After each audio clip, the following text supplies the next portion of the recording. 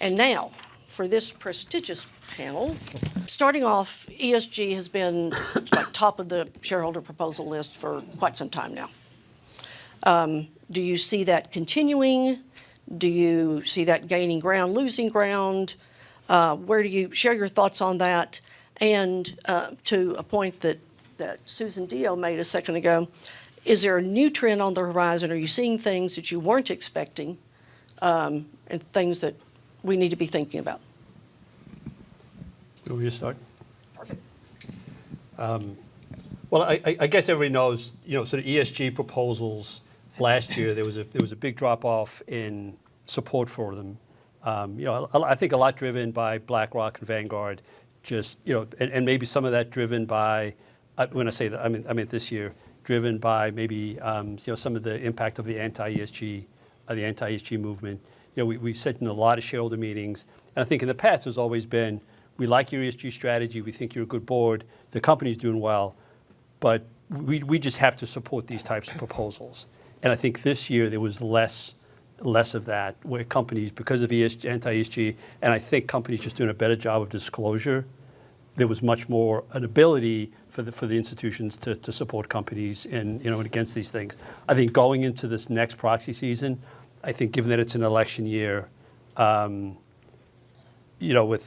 pro-ESG and anti-ESG on both sides of the aisle, I do think there's going to be a lot of proposals that, despite the drop-off in support, I do think there's going to be a lot of proposals because of the political climate that we'll see. But I guess we're just going to have to wait to see kind of what the level of support is. But I don't think the level of support is going to impact the number of proposals we see going into the next year. I think the trend last year was more proposals but less support. And I think you may see that continue. The SEC proposed and adopted some rules a few years ago that made it easier for shareholders, made it more difficult for companies to exclude proposals from proxy statements. So I think the trend, and there's very de minimis requirements, as you know, for getting your shareholder proposal in the proxy materials. So I think it just takes a little bit of investment of time and money, and you can get your materials in the proxy. But I think that, to Paul's point, I think the support for those proposals is less than it was in recent past. Yeah, so I'm sorry. Go ahead. Agree with all this, but I would take, if you step back a little further, first of all, ESG is just a stupid acronym. It means absolutely every kind of shareholder proposal. There's nothing left once you've done environmental, social, and governance. If you decompose it, some of them are still probably declassify the board, the kinds of things they were a dozen years ago. A lot of the new ones are report on, and then the report on is something that's not actually, I don't think I'm alone in believing they're not things that are going to help improve the quality of the business or the governance of the business, really. They're, in a way, setting up a next step where somebody's going to use that report to request or demand something else. Some of them are very clearly environmental, emissions, all that kind of stuff, but there's a whole broad range of these. This is the thing that I think about when I look at the trend in what we call ESG proposals. The ones people object to the most, we call ESG. Is that they're not really about corporate governance anymore. At least a lot of them are not. They are ways to make a name for yourself, either as an organization or an individual. The individual's been around for a while. We've had gadflies doing that, but it's taken on a whole new fervor here. The other thing is that they're a way to have a discussion that you can't have through other channels. Some of them are really trying to achieve through the corporate ballot and the publicity process attendant to it, things that are really legislative aims. I'm not really talking about energy here, but that can come through as well. There are a bunch of other things. I don't see this dying out through the SEC. It's kind of not the SEC's role to do that. Even if they wanted to, I don't know how they could do it without being sued into a standstill. And it's also not really, candidly, the responsibility of boards, even though it all comes back to you. I think it's fundamentally the challenge that the investors have to face, and that's what, to Clint's point, that's what you're starting to see more of now, is that I think the number of shareholder proposals went up year over year, as it's been doing for a number of years, but the support for them, the average support fell from something like 30% to something like 20%. I was talking with the head of stewardship, really, at T. Rowe Price is Donna Anderson, who's been around for a while. She was a portfolio manager before she stepped into this. She's got a really calm sensibility about, is this going to help the quality of our investments? That's fundamentally how she looks at them.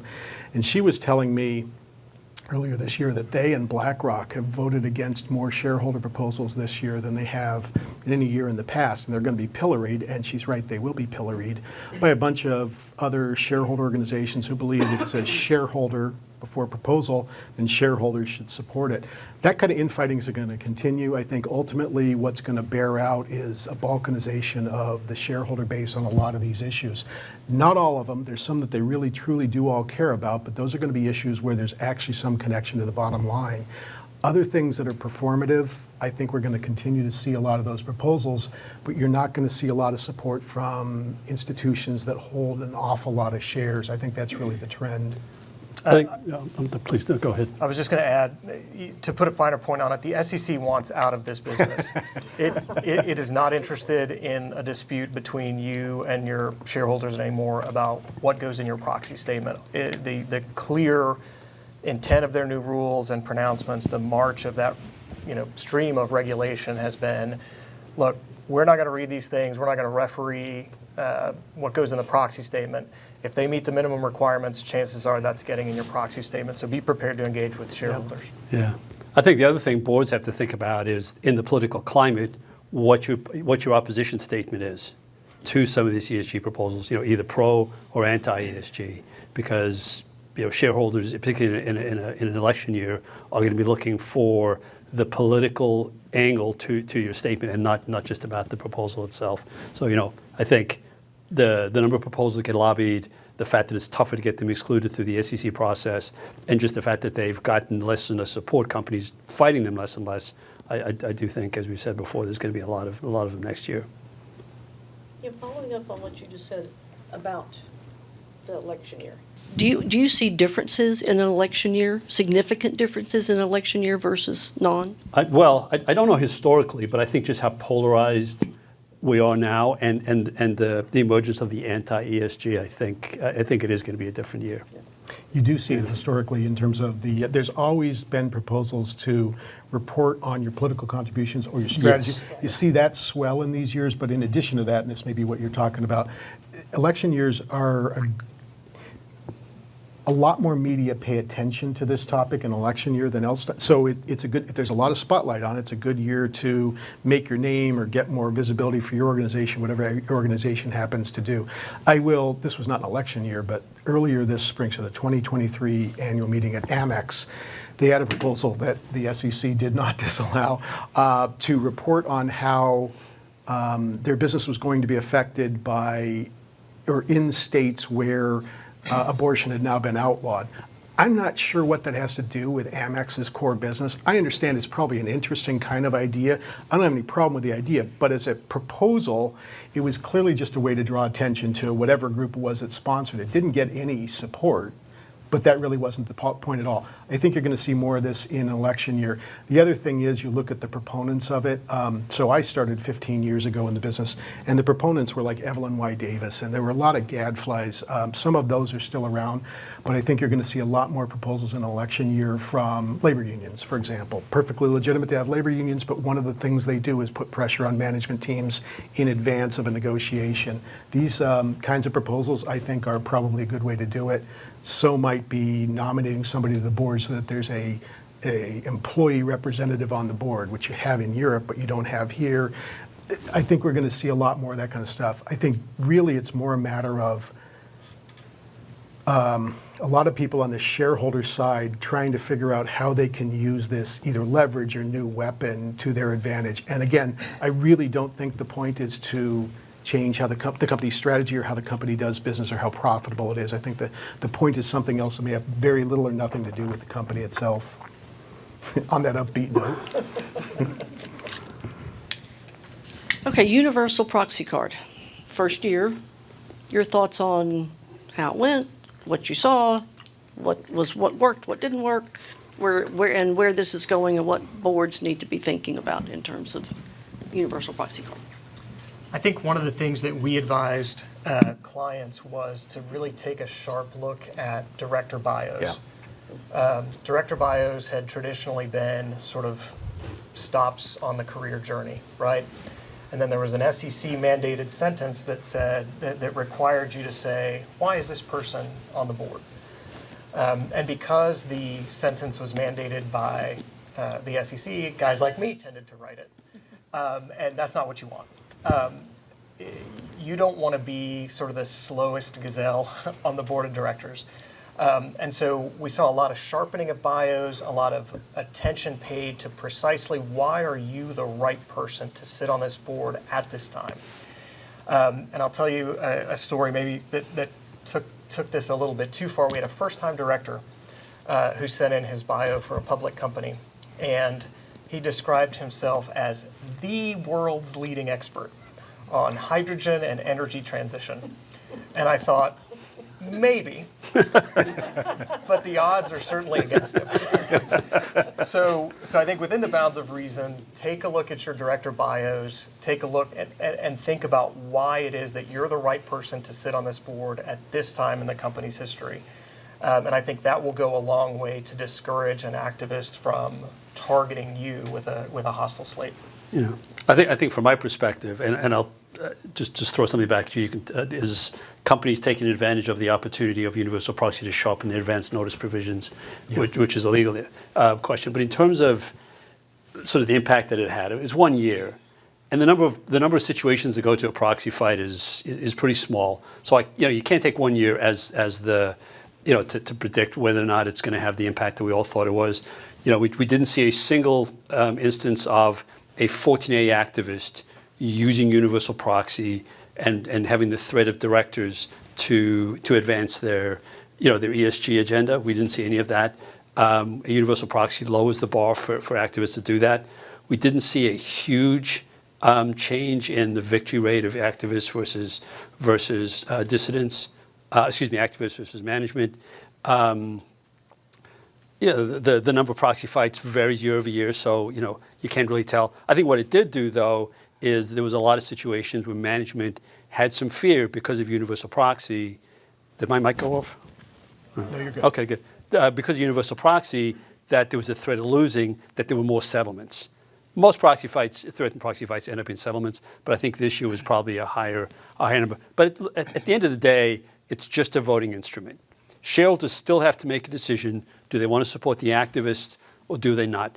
It's very rare that institutions go down, look at both slates, and kind of come up with a dream team of which was the major fear that shareholders had. The activists still had to make a case that the current board wasn't, or the company wasn't performing well.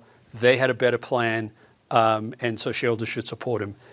We did not see situations where shareholders bypassed that test and went straight to, all right, let's figure out, is there a kind of the pale male that could be replaced by a more exciting, diverse candidate, and we just didn't see a lot of that.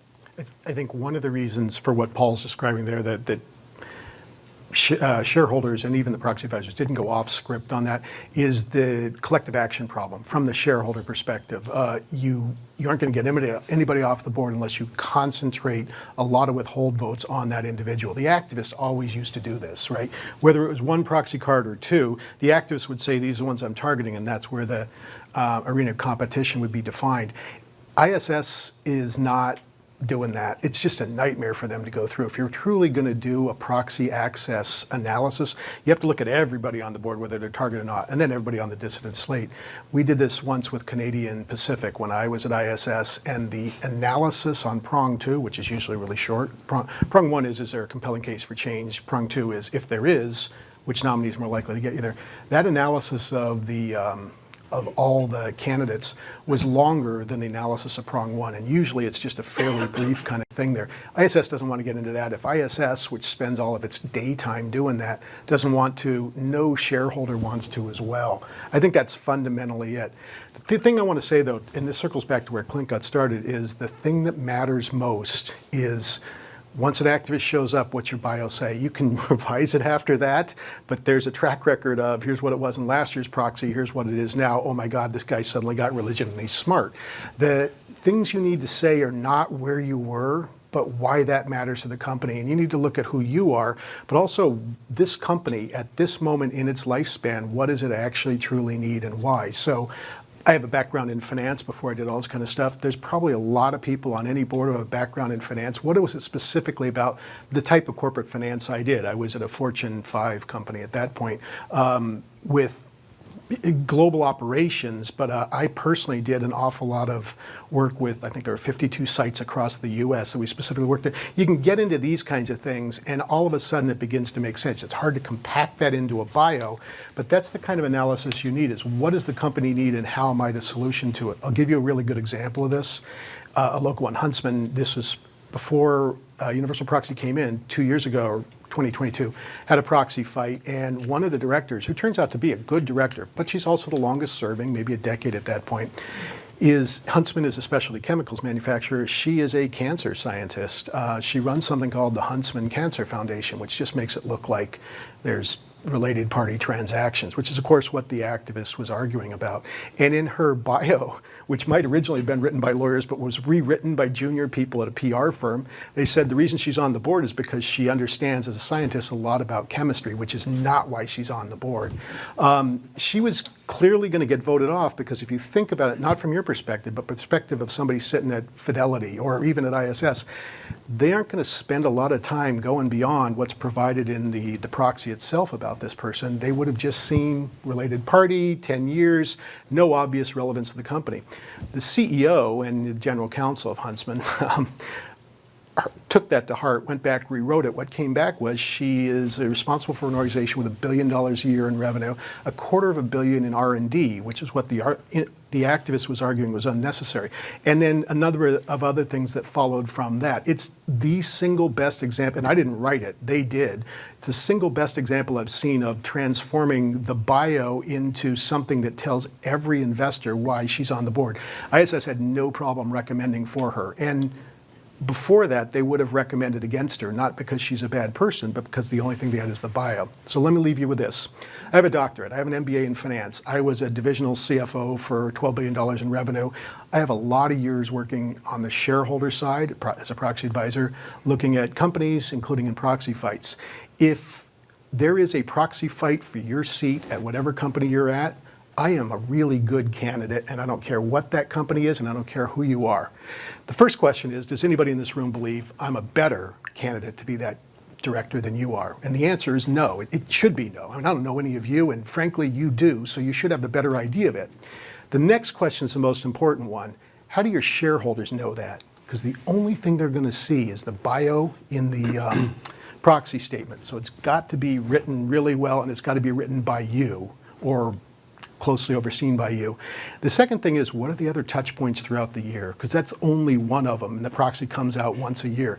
Are there other ways in which shareholders can see this person is wise, has made good decisions on the board? Ultimately, other than if you're a hedge fund, they don't want to replace directors. What they want to know is that they can trust this board is asking the right questions and making the right decisions and meeting shareholders who will never be in. And if they're confident about that, they will support them to the end. There are a few boards that are bellwethers of this.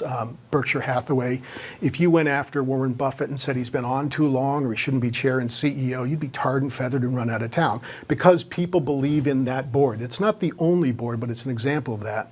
When you're looking at your bio and then the other bios of those around you on those boards, you need to answer that question for yourself. How do the shareholders know from this and from anything else that's out there that I'm a director they want to keep on this board? I think that's fundamentally the news from the first year of Proxy Access. I don't know what it will be in a couple of years. I do think we're going to see some transcendently superfluous campaigns. But I think that there's a lot you can do about it now, and then you just pay attention to it year after year, and I think that helps. We're recommending this year that you all add to your bios, I'm the best director on this board. We'll remember that as we get laughed out of the boardroom. Okay.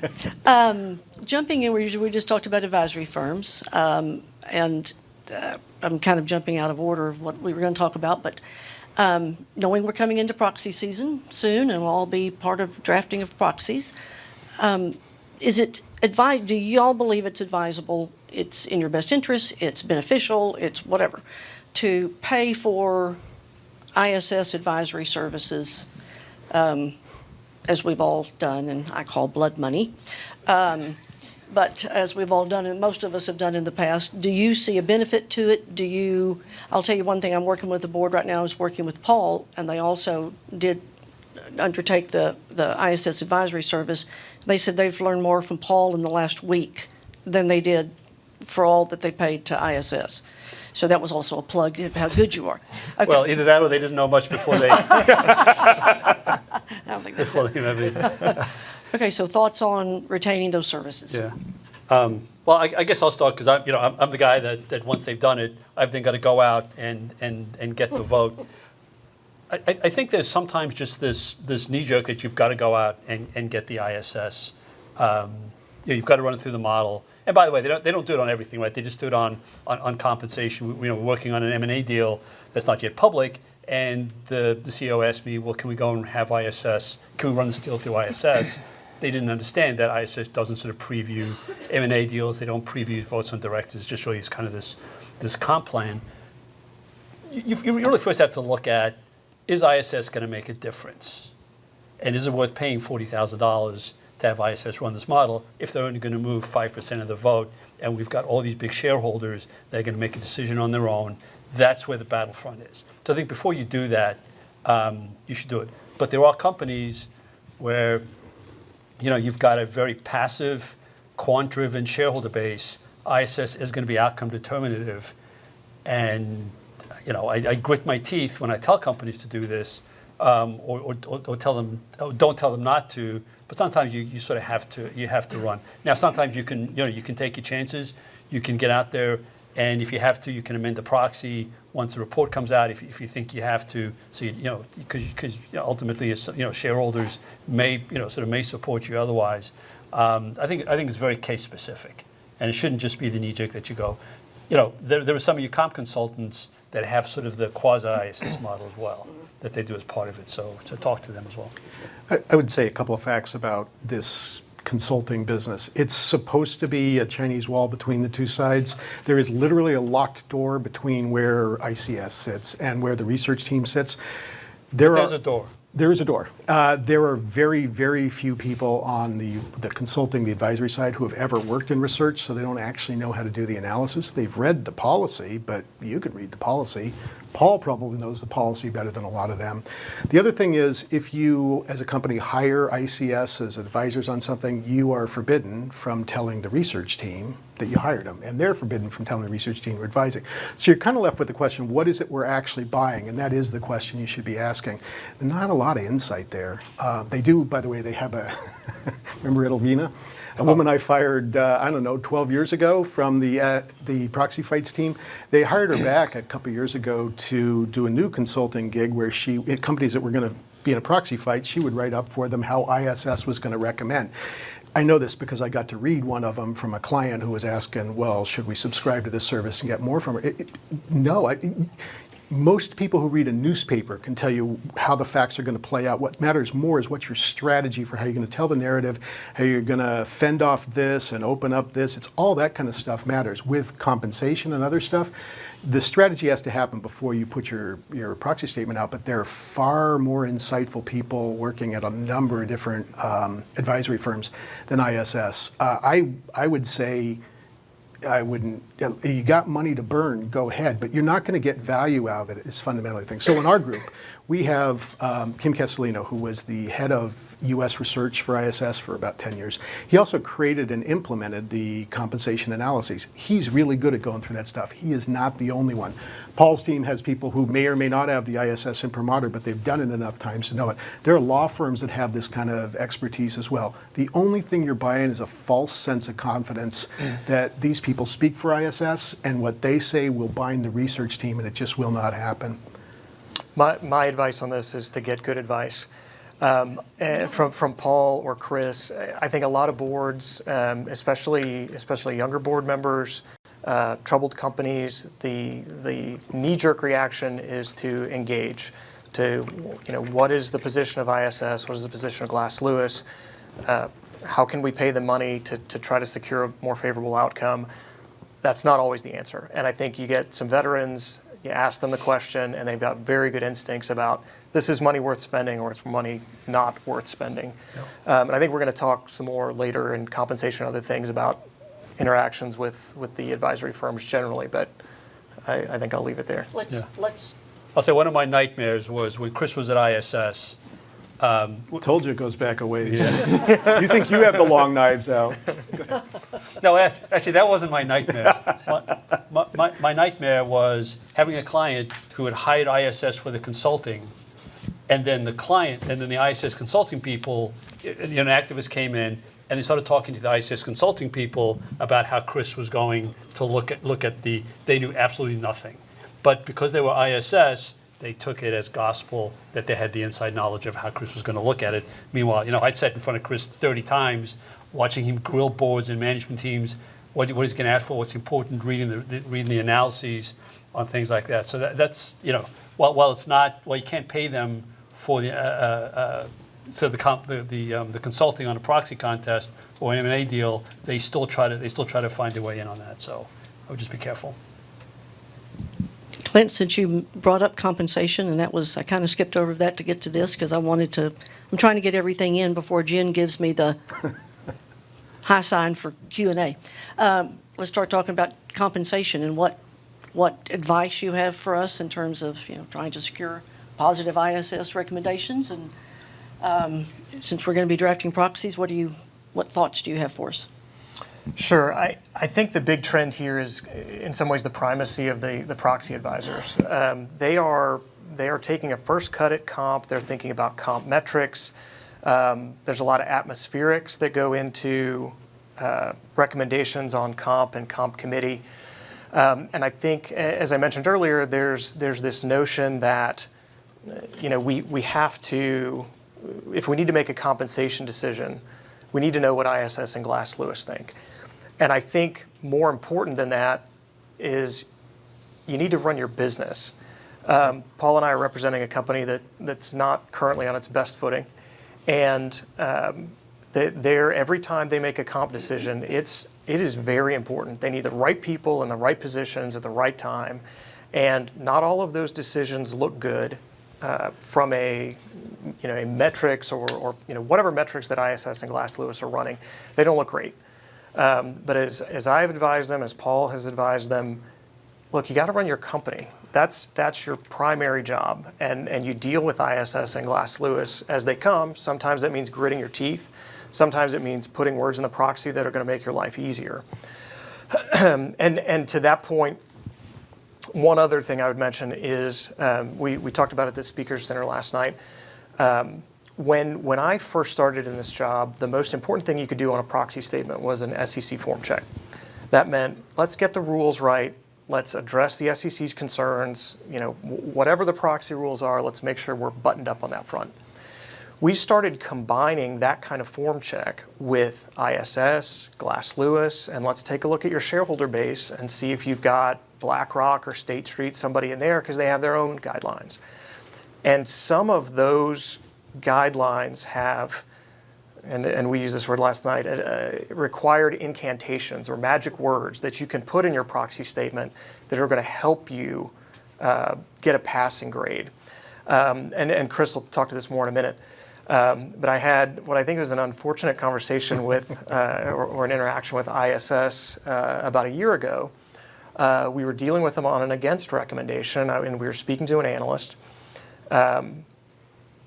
And we were describing a concept in our proxy statement, and the analyst said, oh, no, I Control-F'd your proxy statement, and that word isn't there.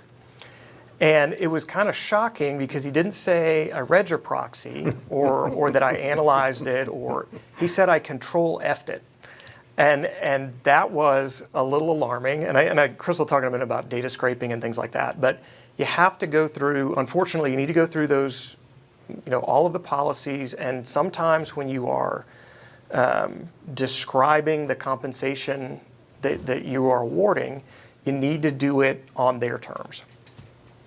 Did I tee it up for you, Chris? I think you have pretty well. You're absolutely right about the incantations. It's a sarcastic term when I use it, but it's sort of meant to be sarcastic. If you can get your say on pay or your equity plan approved or disapprove based on which words you put in there, then it's absolutely worth the time putting the words in there. I will tell you that the ISS consultants don't know those words, but everybody who advises, from lawyers to proxy solicitors to us, know those words. The key thing is there is no. Everybody has this model that ISS is a single monolithic entity, and if you talk to this part or this part or this part, they all talk with one another and they agree, and it's not actually how it works at all. It's not a very, I was saying last night at dinner, 7 years ago I left ISS, and I was confident that in 5 years ISS would put itself out of business. It's been 5 years and a couple of years since then, but it's not that much longer because they're not really delivering value to their clients in the way that they did when they started it and nobody did research and there wasn't a lot of data available or anything like that. Now you could replicate ISS with somebody right out of a computer science degree and, I don't know, a couple of months, because all the data's out there on your websites, on the SEC site, everything else. Then you just have to decide, well, what's the best way to use this? If you're going to do compensation analysis, you wouldn't over-engineer it the way ISS and Glass Lewis have. You'd really look for, it's an expense. Did we get what we need from the expense in terms of return? And you think about how to work through that. Within ISS, what happens? When you go definitive with your proxy, it goes to Manila, and there's a data analyst at Manila who might be a very smart person, but what they're doing is pulling specific words and specific numbers, and if they don't find the number, or they don't, because of the way it's structured or labeled, they don't recognize that is the number, then they put nothing in there. They do this for compensation, but for your environmental score and everything else. Then it goes to a regular governance analyst or proxy analyst who writes up what the machine hasn't already written up based on those data points. And then sometimes, usually with S&P 500 companies, and then it goes a little bit further than that, or companies that really have issues, it goes to Rockville, and then the analyst that he's talking to gets the third crack at it. Nowhere in there is a really thoughtful, there's a process. It's not a really thoughtful process to say, does this make sense for this company at this point in its life cycle? A lot of it is, some of it's checking the box, and a lot of it is simply moving the sausage through the sausage-making machinery is fundamentally what they do. The analysts that you're looking at in Rockville there are a few of them who've been there for decades, but for the most part, they're hired out of an undergraduate degree and they spend a few years doing it and they move on. And it doesn't mean that they're dumb people, but understanding how an income statement works or why this might be the metric you really want to put in compensation is not something they specialize in. So the thing. Can I just interrupt 1 second? One of the things Chris said is the analysts or wherever they sit, they may or may not recognize a number or a metric in your proxy statement. And I haven't done a systematic analysis, but as a person who frequently searches these filings, I'm seeing a lot more Def As being filed, and they are disagreeing with factual assertions that underlie ISS and Glass Lewis reports. And so what happens is a report comes out, it's based on certain premises that ISS or Glass Lewis has looked at. You the company, say, no, that's not right. It says so right here. And there's sometimes a difficulty interacting with the agency or whatever it is, and so you write a letter, you submit it to ISS, and you file it as a Def A. And so we're seeing more and more of those, not only on the policy side, but just basically on the kind of blocking and tackling the actual facts of the case, before stockholders. I'm sorry to interrupt. If I could just say, I'm sorry, just to follow up. So the reason people do that is not because you're going to change ISS's mind. Right? Once they've come out with their recommendation, unless it's just a massive error that changes everything, which happens, or you change something to get back under the guideline, those Def A 14As are not for ISS. It's so that you can go to the portfolio manager at one of your big institutions whose voting is aligned with ISS, so that he can take that into his compliance team and say, here's a reason that even though we follow ISS 99% of the time, this is a special situation. I'd like you to recommend to vote in favor, and here's something you could put in the file, so that if one of our clients comes and asks us why we supported ABC company when we followed ISS 90% of the time on this issue, he can pull this out. So that really is the reason. You're never going to change ISS's mind by power of persuasion once they're out. And I'm sorry. The thing I was going to say about all this, although this sort of bears it out, is you probably feel like slitting your wrists at this point in the conversation. Because we all have war stories and horror stories, and some of them really are. The reason that you're seeing more of those filings is because they work, is the other thing that Paul didn't actually say. They don't work like they swing the whole vote and you get 100% support, but they're they're helpful to the people that actually have the economic consequences of the vote, which are the shareholders. The index funds too, they may not feel it the same way, but certainly the active managers, they're required by the SEC, I think, to file a rationale for the vote. That's where this thing comes in, because ISS provides them one. If they're not using ISS, they have to do something else. Here's the thing that'll keep you from slitting your wrists. You just need to find the North Star in all this. A couple of things about it. The proxy solicitors are not offering the value that they did 25 years ago when ISS was started, or 30 years ago, however long it's been. That value used to be that they could gather data that was really hard to gather. You couldn't scrape the web or the SEC. I don't know if Edgar was even around at that point. They would provide some analysis of it, but those early reports are like 2 or 3 pages long. Now, if they're not 25 pages long, somebody wasn't doing their job. Look at the proxy statements themselves, though. If you go back, let's say it's 35 years, go back 35 years and look at one of your company's proxy statements on Edgar, and it is, you know, it's a couple of pages put together. Now they're 200 or 300 pages. Because they're required to be. I don't think anybody's putting extra pages in there just for the sheer hell of it, but it's hard to find stuff in there, and ISS is not doing such a good job of it. So every time that ISS, you may not love it when they recommend against you, but if they recommend against something and you're filing one of these, it's actually an opportunity to cleave your shareholders off reliance on ISS, which is fundamentally what you want anyway. I go back to what I said earlier. You want them believing that this is the right board of directors to oversee the investment that I have and that I want a return on, because that's fundamentally what they all have in common. I don't think it's easy, but it provides an opportunity for you there. And frankly, the more times they see from you and other companies that ISS is not paying attention, not tending to its knitting, the more likely they are to trust well-intentioned boards that are obviously operating correctly to begin with. I will say your proxy should be, even if it is a triple back monster, it should be as clean and as helpful to people who are looking for data as possible. There were times when I was at ISS when I'd be reviewing something before it went out. It wasn't a proxy fight or anything. I remember one where they're recommending a withhold from a director because they couldn't tell if the director had attended 75% of the meetings. The disclosure was didn't attend 1 board meeting and 2 committee meetings, but they didn't say what was the total, so you couldn't do the math. You could, with another 10 minutes, back into it, and it was clear that person had, so we switched it before it went out. But ISS is not going to, there's sometimes in May where they're producing 500 reports in a day. They're not going to take the time for that. Like Flannery O'Connor said, for the deaf, you shout, and for the almost blind, you draw large pictures. That's kind of what you need to do with the proxy. Not to belittle what it is that you do. There's a lot more to the proxy, but with the things that really matter, make sure your CD&A, you talk about the word accountability to shareholders and the other sorts of things, the responsiveness to shareholders.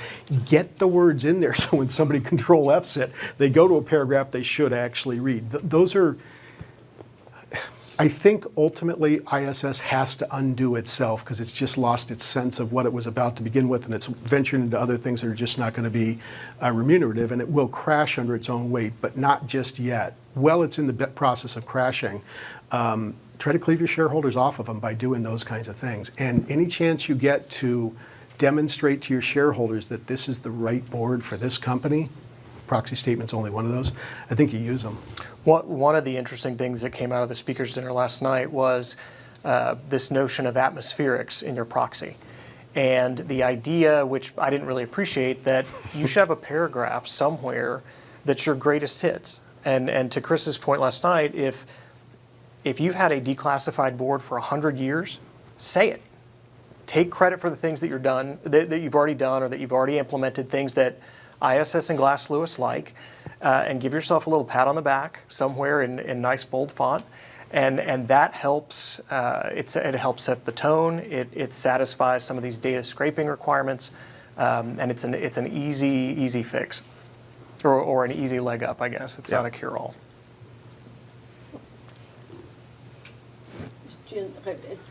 I think we need to start going to Q&A, and I should have told you earlier, there's QR codes on your tables if you want to submit them that way, but you can also go the old-fashioned raise your hand method. One last little thing, although a takeaway should be Chris firmly believes that ISS is going to work themselves out of business. They will.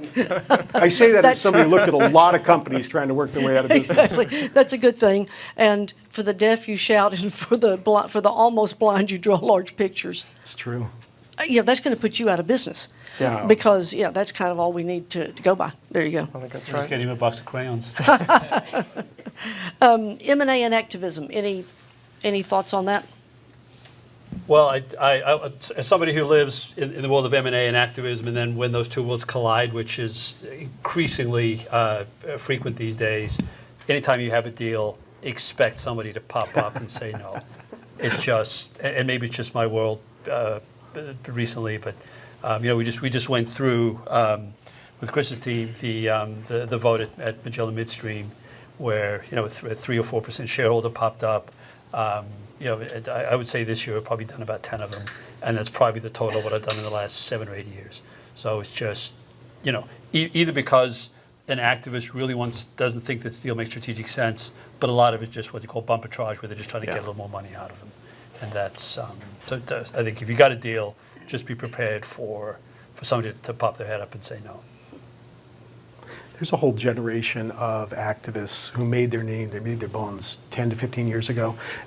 Leave Icahn aside, because he's been doing it longer than I've been alive. And you could leave Nelson Peltz out of this for the same reason. But Ackman, Loeb, Greenlight Capital, a lot of those guys, they built up what it is that we think of shareholder activism now. What they're doing was something that the Raiders were doing before them and the Proxy tiers in the 50s. That's not new.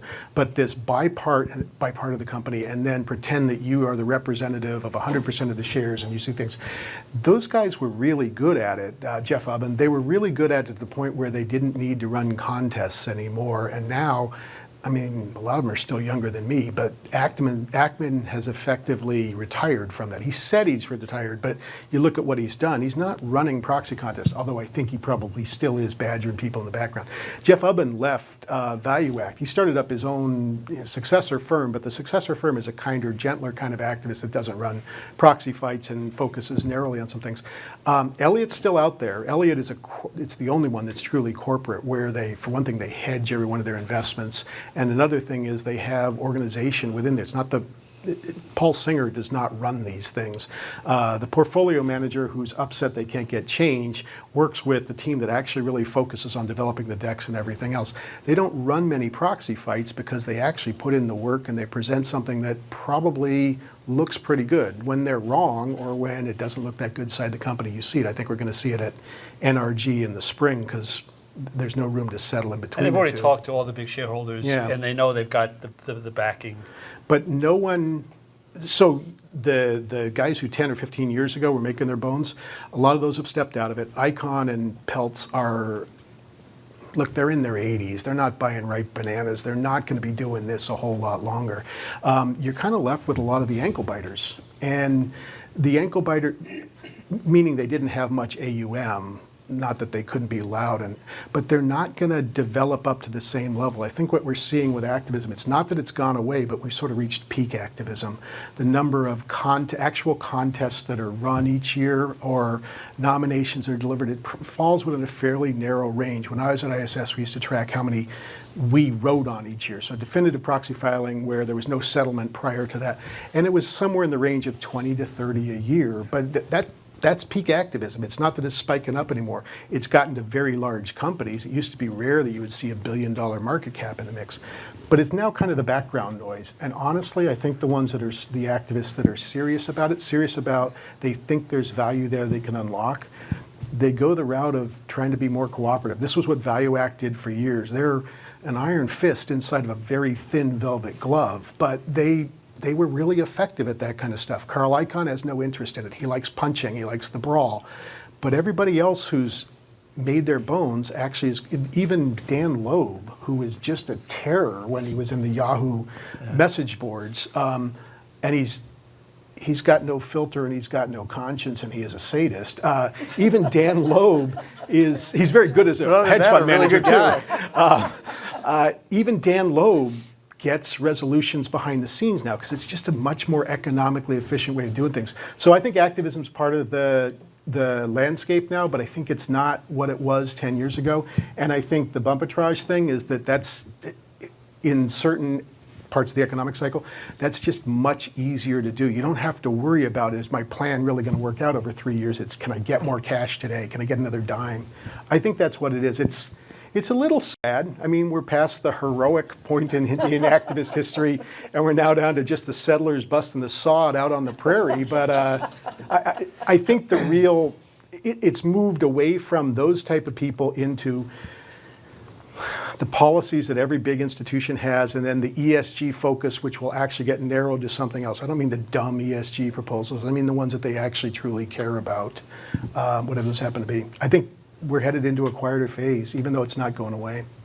I think these guys have covered the waterfront pretty well. If you sign up a big deal, you're going to get sued. There's going to be a strike suit, and then you got to closely monitor the stock price, looking for activists or arbitrageurs. So I think that's just part of the I think that's the rule rather than the exception now.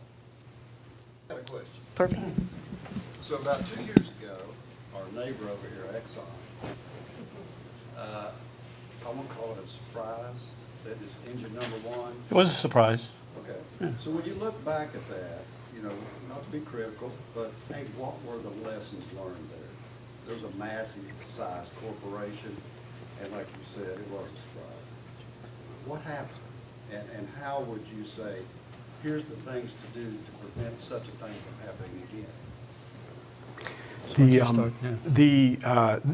There's a long answer to that, and it's going to involve a lot smarter people than me, but I'll give you a couple of quick things. One is it shouldn't have been a surprise because they had gotten a majority support on an ESG proposal a year or two before that. They got BlackRock voting against them on something.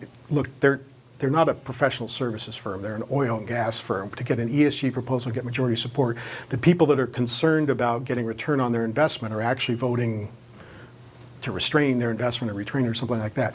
The reason that they got the majority support, BlackRock said explicitly, was they will not engage with us. They, meaning the directors. They could get engagement from IR and stuff like that. That is a canary in a coal mine. Not every company is going to have that, but you look at what are the signals coming in, and can we take down the temperature in the room or pull the thorn out of the paw or something like that. The reason engine number one won, and they had 25 basis points of the stock. Tiny, it was way less. Maybe not even that. There are two reasons No, it they was way won. up 25 basis points. One is that even though it was a new fund with had more money than I had in my pocket, but in the scale of Exxon's market cap, they had no economic interest in it. But they were tapping into the zeitgeist, right? They were a useful idiot. I'm not saying they're idiots, but they were the useful idiot for a lot of people who were unhappy. And they got nominees who look pretty good. I didn't work on that one, but I was talking to one of the advisors who was working on it. He at the time he was saying, I think it was a comms guy, I don't understand why shareholders would want these nominees. He's already got better people with more experience in that working for him. And I said, and it's true, the answer is they work for him.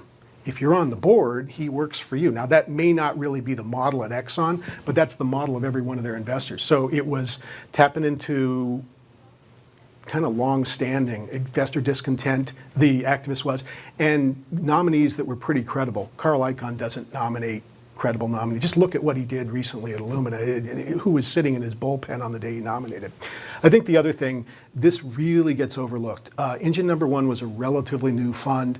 I forgot the name of the guy that runs it, but he's not the one that ran the campaign. Charlie Penner. Charlie Penner, who was at JANA, had left JANA, and he was in his garden leave or whatever they call it with a hedge fund, and he was running that campaign for them, and he was out there, and JANA was always really good at doing the analysis, the strategic analysis and the financial analysis of the company, and then who could actually fix this? Not simply who has a good resume, but who's the right person at the right time.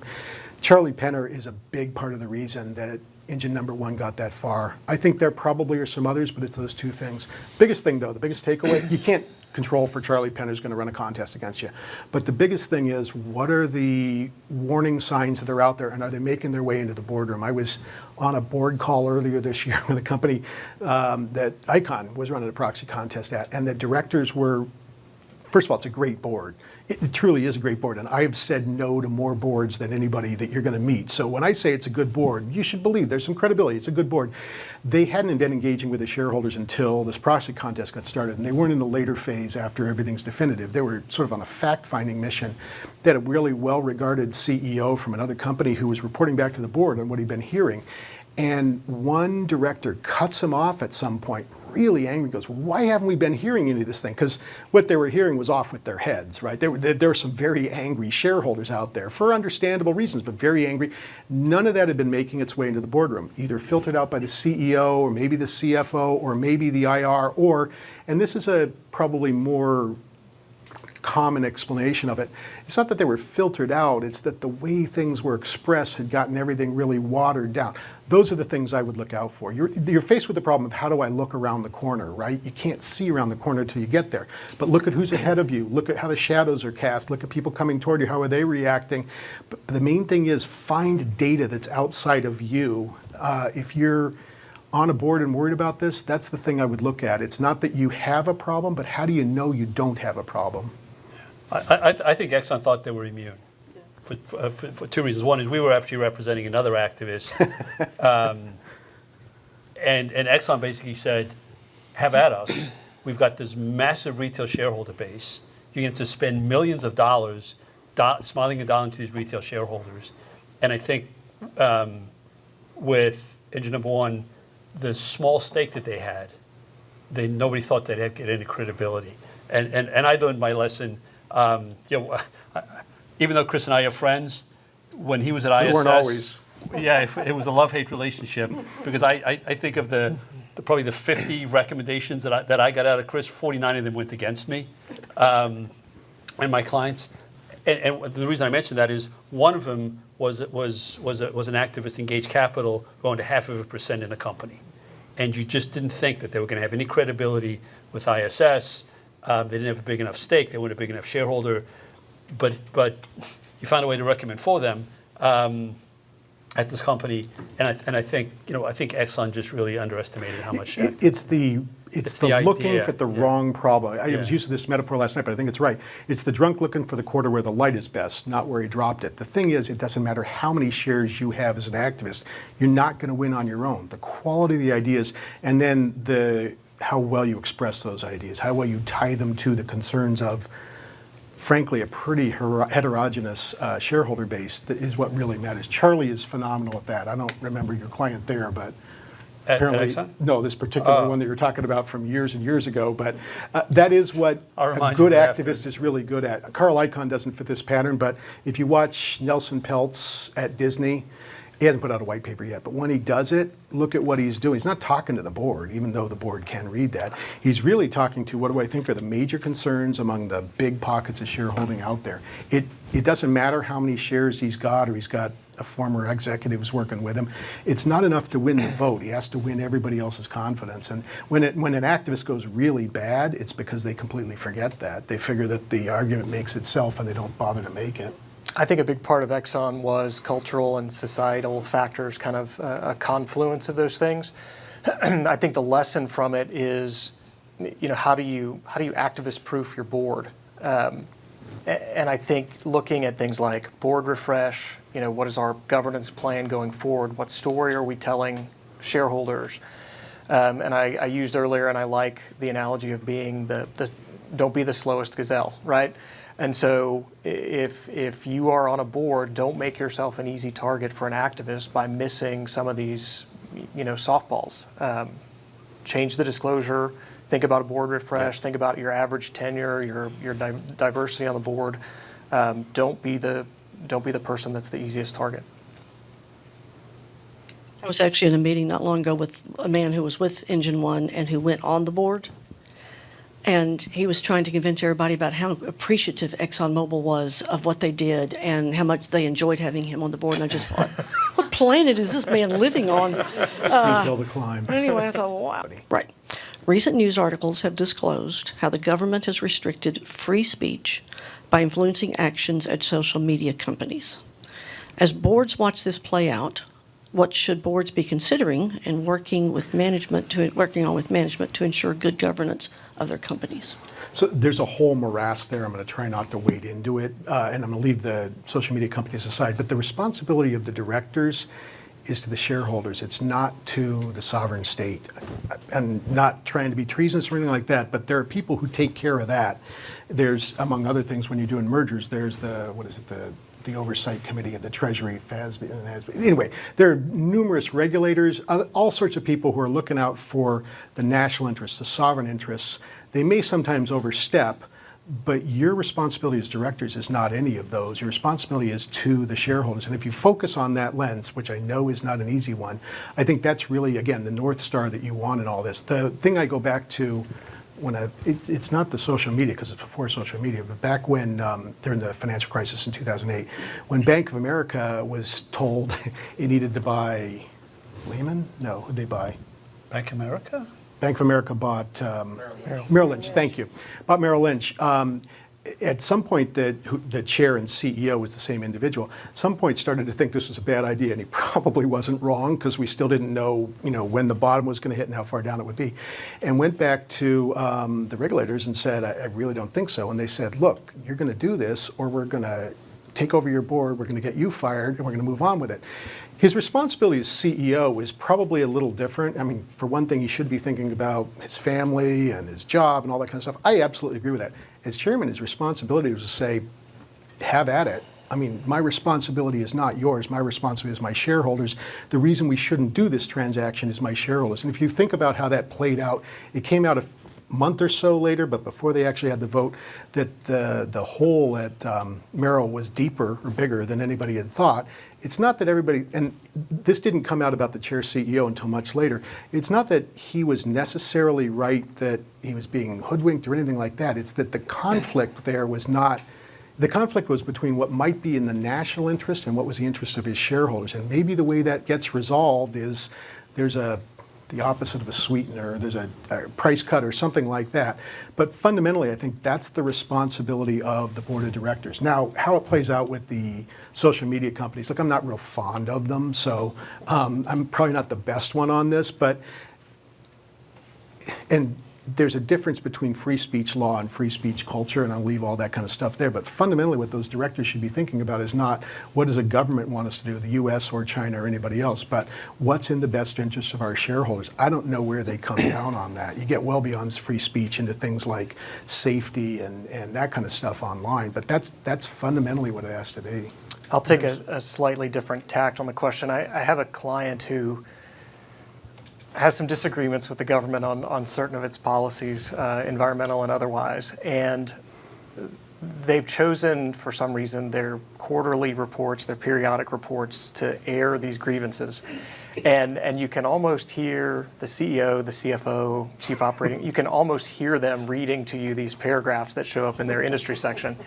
And our advice to them is always, just be mindful of your forum. Your periodic filings, that's not the place to air these grievances. That's not the place to have this fight.